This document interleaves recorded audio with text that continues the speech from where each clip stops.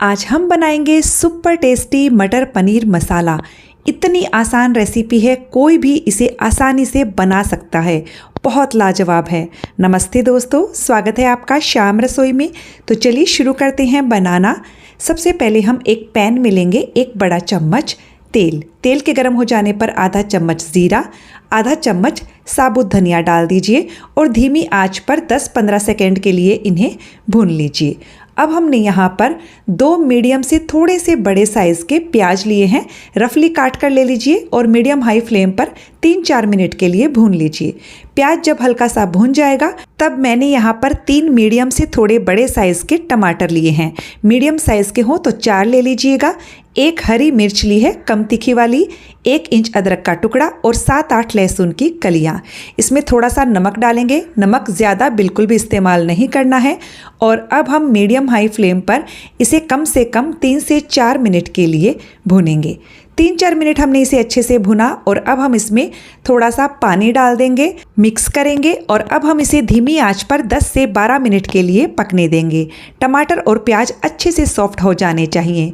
तो करीबन 10-12 मिनट हो गए हैं और आप देख सकते हैं कि टमाटर और प्याज एकदम अच्छे से सॉफ्ट हो गए हैं। गैस की फ्लेम को बंद कर देंगे और इस मसाले को पूरी तरह से ठंडा होने देंगे।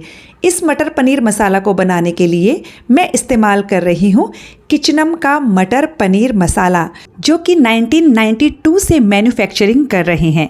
ये एक कंप्लीट मसाला है। इस मसाले को डालने के बाद आपको ज़्यादा मसाले डालने की ज़रूरत नहीं पड़ती है, क्योंकि इसमें सारे तरह के मसालों का मिश्रण होता है। आप इस मसाले को www.kitchenum.com की वेबसाइट से परचेज़ कर सकते हो।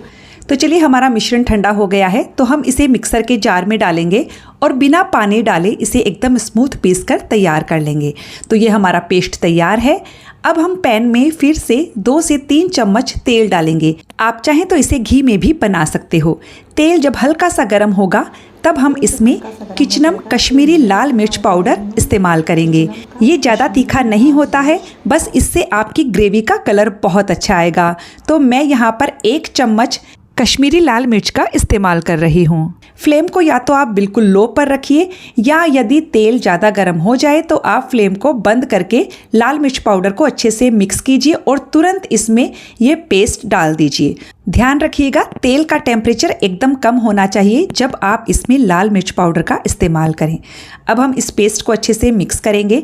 साथ ही इसमें 2 से 3 चम्मच पानी डाल देंगे। मिक्सर के जार में थोड़ा सा पेस्ट लगा हुआ था, इसे अच्छे से मिक्स करेंगे। और अब हम इसमें 2 बड़े चम्मच किचनम मटर पनीर मसाला डालेंगे। जैसा कि मैंने आपको बताया कि ये एक कंप्लीट मसाला है, तो बस अब आपको इस सब्जी में हल्दी, धनिया, कसूरी मेथी, गरम मसाला, नमक कुछ भी डालने की ज़रूरत नहीं है। कोई साबुत मसाले डालने की ज़रूरत नहीं है, क्योंकि इस एक मसाले में सारे मसालों का मिश्रण है। तो बस इस मसाले को डालने के बाद हम इसे अच्छे से मिक्स कर देंगे। तो देखिए, अभी ग्रेवी के छींटे बहुत उड़ते हैं, तो मैं इसे ढककर धीमी आंच पर 3 से 4 मिनट के लिए पका लूँगी।